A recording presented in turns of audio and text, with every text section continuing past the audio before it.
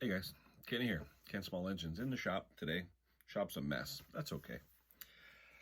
It is holiday time.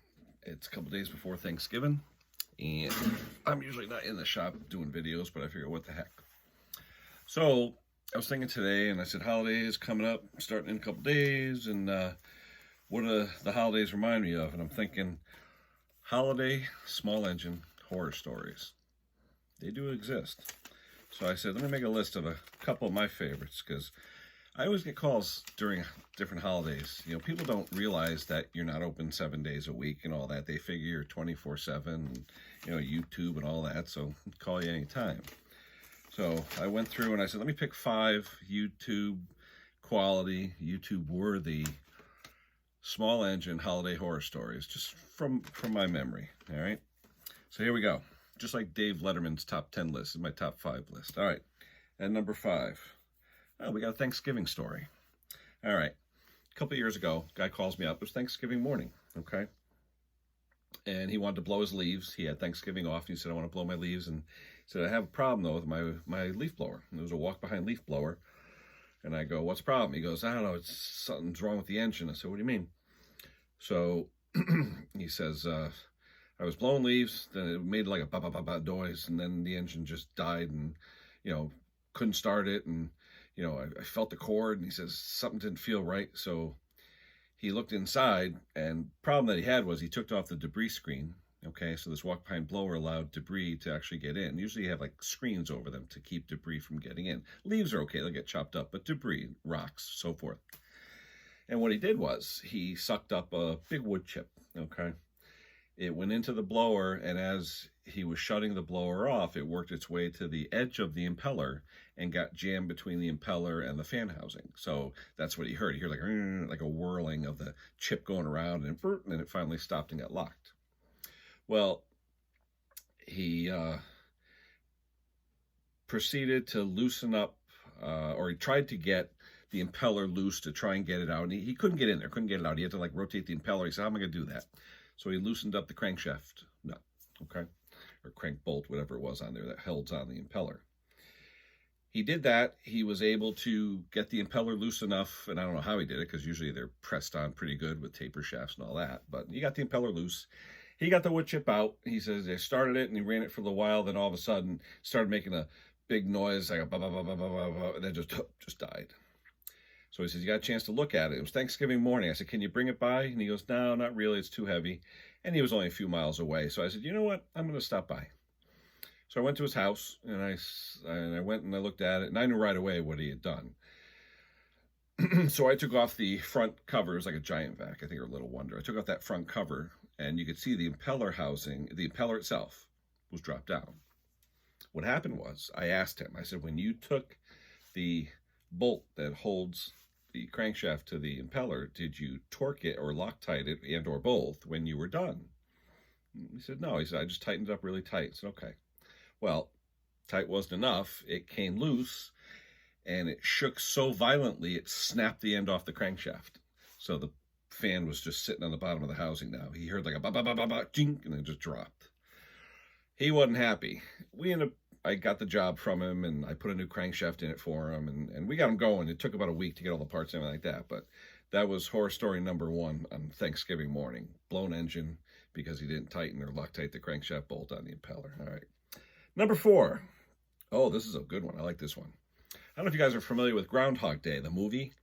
All right. Now, Groundhog Day in the States is if the Punxsutawney Phil, okay, the groundhog comes out, and if I'm right, correct me if I'm wrong, I think if he sees his shadow, there's 6 more weeks until winter, or vice versa. If he doesn't see a shadow, it's 6 more weeks till spring. I don't know, something like that. More winter, more spring, Groundhog Day, the holiday. But there's a movie, Groundhog Day, starring Bill Murray, where he wakes up, and every time he wakes up each day, it's Groundhog Day. So he wakes up one day, it's Groundhog Day, goes through his routine, boom, goes to bed, gets up the next day, the exact same events take place. Groundhog Day. Wakes up again, but it keeps going and going and going and going. It's like Groundhog Day. I had one of those, and it was literally, and the reason I say that, it was on Groundhog Day, okay? Groundhog Day here is usually the beginning of February, And it's ironic how it was, because I made the connection with that day, and it was funny as heck. Anyway, there was snow on the ground. I had taken the day off because whenever there's a big snow day, I'll take the day off from work and play in the snow. I have a lot of vacation days coming. I love the snow. Love the snow. Take a vacation day just to make snowmen, snow angels. Who cares? Anyway, so a guy calls me up. He's got a Toro, an expensive one, like a 721 QZE or something. I mean, an expensive one. Electric start, remote shoot, all that stuff. And calls me up. He says, it just died on him. I said, well, can you bring it by? And he was fairly local. And he said, yeah, I can bring it by. And like I said, it was a regular weekday or something, Groundhog Day, and there's snow on the ground. About a couple inches of snow, was snowing a little bit. Nice day. Comes by, and I said, okay, let me start the thing up. So like I said, Toro, paddle job, single stage, all that stuff. So actually it was an older one. It had all the bells and whistles on it, but it was an older one. And I'm trying to think of the model. I can't remember the model, but what to remember, it was a 2-stroke machine. Okay, it was a gas oil machine. The newer ones are all 4-stroke. This was a 2-stroke. It had the bells and whistles, but it wasn't a 4-stroke, which I thought was kind of odd. But anyway, so he comes by and he says, what's the deal? And I look at it. I said, well, start it up. So we started up, and I knew it was a 2-stroke because you see the gas tank said 50 to 1, so you knew it was a 2-stroke. So we started up, and it ran, and then after about a minute or so, it died. I'm like, And I did it, tried starting it, wouldn't start, waited a minute, and, jiggled it a little bit. That's what small engine guys do. We jiggle stuff, and it was running again. I said, sounded like it wasn't getting any spark. So what do you start with without spark on these little things is the kill switch, the key. So I looked down, and I go, wait a minute, that doesn't look right. He had a Tecumseh key in a hole where the Toro key was supposed to be. Now, the ends of these keys, most of them are all the same on these plastic keys. Even the Toros and the Tecumsehs, they're basically the same. There's not a lot of difference in these keys for the kill switches. So I said, all right. I took his out. I put in the correct, I guess we all have parts machines laying around. So I had a Toro key, and I stick it in, and we start it. It was running good. And I said, okay, it's running good. All right, that's good. And I said, be on your way, $5, because the keys, what did it cost me? A couple bucks. I give me $5. It really didn't take any time. I spent 5 minutes with the guy. He goes back. I figure, okay, he'll do his thing. I get a call, and he calls me up, and he goes, yeah, I got a problem. So when you got a problem? He goes, yeah, it's not running right. He says, he goes, it wasn't running right. It started smoking a little bit. It wasn't running, so I changed the plug, and now it won't even start. All right, so when do you change the plug? I said, what's wrong with the plug? He goes, nah, I just figured I'd change the plug. I said, all right, what kind of plug did you put in it? NGK, Champion, whatever. He goes, I bought one of those Amazon kits. I said, oh, here we go. I said, do me a favor, take the plug out. I said, does it say the word torch on it? He took the plug out, and it didn't say torch, but it had the numbers that signify it's a torch plug. I said, just chuck that. As my good friend Mix Mowers says, they're good for breaking glass, not good for small engines. Anyway, so I said, put the old plug back in. He goes, it started. I said, put the old plug back in. So he puts the old plug back in. I said, crank it. So he cranks it. It started, but then all of a sudden I could hear it in the background, like, blah, blah, blah, blah. I said, all right. I said, you want to bring it by? He said, yeah, I'll come back. So he comes back. All right. So the second time, Groundhog Day, remember Groundhog Day, brings it back. Same machine, twice in one day, brings it back. So, all right. So he brings it over, and I look at the plug. I take the plug out, and it's really wet and oily. And I'm like, what the heck's going on? And I go, what fuel did you use in here? Because I had mentioned to the guy how I like to use the True Fuel. And he says, no, I mixed up a batch, and he goes, all of a sudden, it was running good, and now it wasn't running. I said, what's the mix, 40 to 151? Oh, no. He says, I put the oil in the tank. I said, what do you mean put the oil in the tank? He says, no, I filled the tank up with gas, and then I had a little container that's good for a tank of gas, and I poured it in. Wait a minute. So I showed him the container, a 2-stroke oil container, the ones that are made for 2.5 gallons. I go, you took that whole container and poured it in your fuel tank? Oh, yeah. It says good for, so read it. It says good for 2.5 gallons. He goes, well, how big's the tank in this thing? I don't know, half gallon, maybe? And he looks at me, and I said, yeah, you're running like a 4 to 1 mix or a 10 to 1 mix. So I said, look, you want to wait? You want to leave it? What do I do? He said, no, wait. It's okay. So I cleaned out the fuel tank, dropped the bowl, flushed it out, cleaned out the carburetor, gave him a can of True Fuel. I said, use True Fuel. 40 to 151, either one. Stop on the way home. Home Depot's right by us. Stop at Home Depot, pick up a can or a gallon or whatever it is, and just use that. Don't mix it yourself. You don't use enough of it. Just do that. He says, great, no problem. All right. So now I'm all set. It's halfway through the day. Ding dong, doorbell rings. Same guy comes back like an hour or two later. I says, what's the matter? He says, no, it won't run. It won't start. I said, what are you talking about? He goes, nah. He says, I went to, like, on your suggestion, I went there, I got the True Fuel, I get home. It ran until the can of fuel you gave me ran out, and then I put the new True Fuel in and ran for a minute or two, and then it just stopped running. I don't know what's going on. I said, okay. So I bring the thing in the shop, and I go to pull it. It's like the engine's locked up. I said, what the heck's going on here, you know? And then I thought to myself, wait a minute. So I said to him, what True Fuel did you buy? I told him, you got the green can, which is the 40-to-1, or the red can, which is the 50-to-1. Which one? I gave him a red can. I said, what'd you get, the red or the gray? He goes, no, I didn't get it. I got the silver can. I go, silver can? What do you mean silver can? I said, there's no mixed silver can. And I said, the silver can is the True Fuel, just gasoline, no oil. So what he did, he straight gassed his engine, okay? So now, you know, coming back for the third, fourth time, whatever, he's got a straight gassed engine. Now, what do you do? So anyway, moral of the story here, if I say get the green can or get the red can, get the green can or the red can. I didn't say silver. And now he's trying to fight with me. Oh, you told me to get True Fuel. I said get the green or get the red, the 40 or the 50. I didn't say silver. Well, I couldn't find anything, so I got. You should have called me. You know where I live, and you got my phone number. You should have called me. That one's on him. So that was my Groundhog Day story. Came back, and ended up blowing the engine. All right, number 3, 4th of July. This one's a funny story. It was the 4th of July one year, and like I said, people don't realize it's a holiday. They think you're 24/7. You're a small engine guy. You're available 24/7, right? Hey, I see you on YouTube 24 hours. Aren't you available? No. Anyway, guy calls me up because we're off 4th of July. It's a holiday from work. We're off. It's a weekday. And I said to the guy, what do you got? He says, you know, I got a party going on, or have a party coming up, going on today, later, whatever. He goes, I got all kinds of grass clippings and stuff in the yard. He said, I really want to get rid of it, but he said, I don't have my bag. I can't find the bags for my bagger. He's got a bagger on his tractor. I can't find the bags, you know? And I said, okay. He says, can you help me out? And I'm like, well, what do you mean help you out? I said, I don't stock bagger parts. You know, I said, what do you want me to do? He goes, yeah, but you got to help me, you know? And I was like, I'm thinking to myself, and I was like, you know what? I said to him, I said, you know what a laundry bag is? He goes, yeah. He says, I said, what tractor you have? He showed me a picture. He actually had a picture of it. He had the tube coming out of the deck, you know, and it went into the bagger part of it. I said, do me a favor then. I said, take that tube, take it off of where it goes into the bagger box, so it's just sitting there. I said, go to Walmart or wherever, get a laundry bag. They're about 4 feet long, 2 feet wide, or whatever. You know, it's woven. It's almost like a weave, like almost like crochet or something. It's all vented, you know. I've seen people do this for leaves. I said, take that, stick it on the hose, wrap it up with duct tape or wire tie or whatever you got, and then put the back on somehow, clip it somehow so it doesn't drag on the ground. Try that. Like an epiphany. Calls me back an hour later. He goes, oh my God. He goes, it's better than the bags. He goes, I walked around, I did my whole yard with one thing. It filled up. Oh, he's all happy. And I was like, at first I thought he was going to yell at me saying, oh, I ran over the bag, or I ripped the deck, or this and that. But, you know, like I said, 4th of July, the guy's pretty much telling me, I gotta help him, like begging me. And I was like, what am I going to do? So I do a Rube Goldberg clothing bag, the kind of bag you keep your laundry in before you take it to the laundromat, you know. It worked. So that was another story for a holiday. Anyway. All right. Number 2. Oh, Halloween. This is a funny one. Guy calls me up and he says, and it was just, I think it was the day before Halloween. And the guy said, you know, the clocks change around that time. So it's dark out. You know, at Halloween time, it's dark.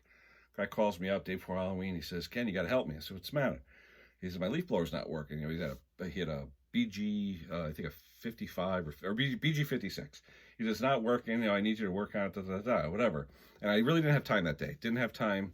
It was like a weekday. I said, I really don't have time, whatever. So he lived close by, real close by. I said, look, let me stop real quick. I said, I'm going to the, you know, Home Depot or Lowe's or whatever. I'll stop on the way and take a look. So I go over there and I go on the way, and he definitely had something wrong with it. It was either low on compression or something. It wouldn't start. It wouldn't run. I knew it wasn't a 5-minute fix. Okay. So he's telling me, Kenny, oh, you know, the kids are going to trip, blah, blah, blah. And I said to him, I said, dude, because I knew the guy. I said, listen, I said, you ever hear, I said, do you have a rake? And he looks at me, he goes, yeah. I said, why don't you rake them? And he looks at me, he goes, well, I got a blower. And I go, okay. You don't want the kids to get hurt. I'm here. The blower's not going to get fixed today or even tomorrow. I got to look at it, take it apart, fix it like that. I says, why can't you just take your rake out of your shed and rake the damn leaves? Well, I could. He goes, but I figured I'd call you. And I'm like, really? What do you, magic wand? There's your BG. It's back all together. Use the rake, okay? Some people, it's just, it's like, you got a rake, use the rake, okay? Anyway, I felt bad for the guy, and I said to him, I said, you know what? I'll do you a favor. In the back of my truck, I had my BG86, which I love. I keep it in my truck all the time, too. I spent 5 minutes. I blew all his leaves in his sidewalk. His drive took me 5 minutes, He throws me a $10 bill. He goes, go get coffee. I was like, all right, thanks a lot. Coffee and a Danish. I'm good to go. But it's just like, really, dude? You got a rake.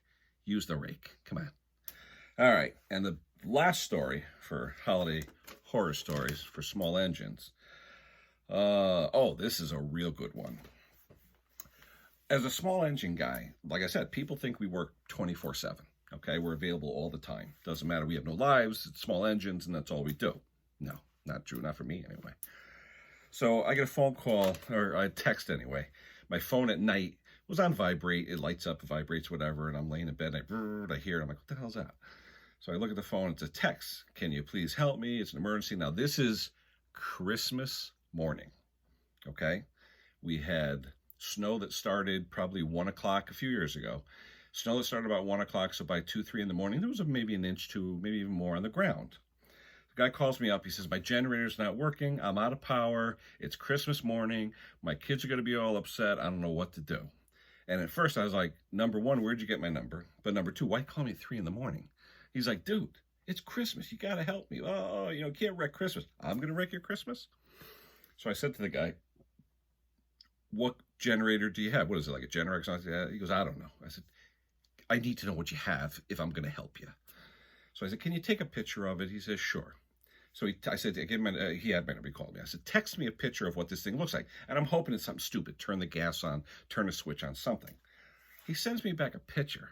It's a Kohler commercial, like 30 kV generator. It's a whole house unit out in his yard. Whole house. So it's either powered by natural gas, propane, diesel, or something, right? And I said to him, I said, dude, big unit like that. I said, don't you have it serviced? I said, don't you have a company come in once a year? He goes, yeah, they were just here a couple weeks ago. And I'm like, but why didn't you call them? If they serviced it, I said, shouldn't it be covered? He goes, I didn't want to pay for the service contract. He goes, I pay them each year to come by and fix it, but service contract was like $200. And I was like, well, you'd pay $200 now, right? So anyway, I asked him, I said, who's the company? Who did you deal with? And he told me the company. I know the company. I know people that work there. I said, okay. I said, look, I can't help you right now. It's 3 in the morning. I'm still in bed. I said, but the guy who runs that company, I know him personally. I know he gets up early, 6 o'clock. I know it's Christmas morning, but he wouldn't care. Text me. I'll say, Merry Christmas. How you doing? Whatever. So I call the guy up, and I said, Johnny, I said, this address. I gave him the address. I said, Johnny, so did you send a crew over there a couple weeks ago to do an annual on this? And he said, yeah. And I said, do you have any notes? I said, was there a problem, anything like that? So he goes, hold on, because he was up. So he's looking at his phone and looks on the computer real quick. He goes, no, he says, I didn't see any problems or anything. They went there, they did it. It's running off of natural gas, so it's very, very clean. Just filter changes, oil, standard stuff. I said, okay. He goes, why? I said, because the dude just texted me at 3 in the morning saying it ain't running. He didn't have a service contract, so he didn't want to call you. And I said, what do you think? He goes, I don't know. He says, chances are, he says, it's probably something stupid. I said, yeah. I said, who did the job? And he talked to the two guys. I said, can you just call them? And they just happen to be, I know it's Christmas morning, but they just happen to be out on a call. It's Christmas morning. They were out on a call somewhere. So he said, all right, I'm going to call them. So he calls them up. And he said to the guy, Jose, he says, was there anything strange about this job? And he goes, did you notice anything? He goes, no. He says, we ran it. Everything ran good. Everything was making power good, this, that, whatever. We shut it off, cleaned everything out, changed the oil, and then left. And I said, okay. I said, but nothing out of the ordinary, no. And then he goes, wait a minute. And then he's thinking to himself, and he goes, He goes, hold on. And he says, let me call you back. So about 10 minutes go by, I get a phone call back. And Johnny says, Kenny, we're going over there. We're going to fix the guy up. Take 2 minutes. I go, what happened? What was it? When you service equipment and when you service machinery, okay, you have a procedure called LOTO, L-O-T-O. It's called lockout, tagout. And what you do is you lock out and tag out your power sources so that you don't get either electrocuted or something like that. Well, in a generator with a gas system, they have a lockout on the gas valve that supplies fuel to the generator. When he called his mechanic Jose, he asked him, was there anything weird about it? And all of a sudden, maybe an epiphany, a bell rang in the guy's head. He'd been missing one of his lotto locks, his lockout tagout locks. So you keep track of them. You have a log and you actually keep track. It's just something, it's mandated by insurance companies and stuff like that to do lottos and things like that. He was missing a lockout lock and he didn't know where it was. He didn't know where he went. He never bothered to look back in his records or whatever. They drove over to the guy's house because he was close to him, right? That's why he got back to me quickly. He says he drove over there. Ultimately, I found out later. He says drove over there. He had the lockout lock on the quarter turn gas supply valve. Took it off, turned the gas on. Within 4 seconds, the Kohler starts right up, 30 kV, house is lit up. Save Christmas. We saved Christmas, okay? And I said to him, I go, didn't you test run it after you changed the oil and the filters? He goes, no. He says, they run it sometimes. It runs perfect. They know there's no hours on it. They look and see if there's no hours. No sense in running it after you change the oil and the filters. You know it's going to run. But he forgot to take the lock off the gas supply valve. So anyway, between myself, my buddy Johnny Jose, we saved Christmas for this guy. But anyway, 3 a.m. phone call, small engine people. We're not available 24/7. All right, that's it. My 5 Christmas small engine horror stories. We're going to get them. We're going to hear them. If you have one, throw in a comment. Love to hear it.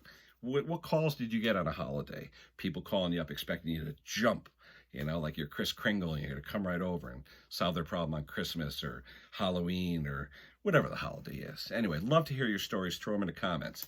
First time on my channel, like, subscribe. See if you like me. I got some decent videos out there, almost 500 right now. So a lot of live streams. We have a great time on our live streams on Sundays. And you'll see me on Mixed Mowers.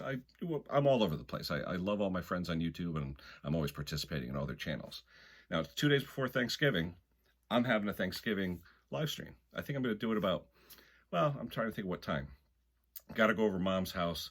I may do it for my mother's, maybe 10 in the morning. Maybe I'll do it for Mom's at 10 in the morning. She's cooking a nice turkey, and I think I'm going to do her leaves in the morning. Maybe I'll take a break, and then she's serving turkey at noon. Maybe I'll have some turkey with her and my sister, and then come back for another dinner at my house, because as everyone thinks, I eat like a pig, and I do. Anyway, like, subscribe, visit the channel, see what you think. Leave your comments, though. I want to hear your horror stories, especially on the holidays, of people that call you up and say, I need you to help me. You're going to ruin the holiday. I'm going to ruin the holiday. Anyway, that's it for me, guys. We'll catch you next time. Take care of yourselves. We'll talk to you soon.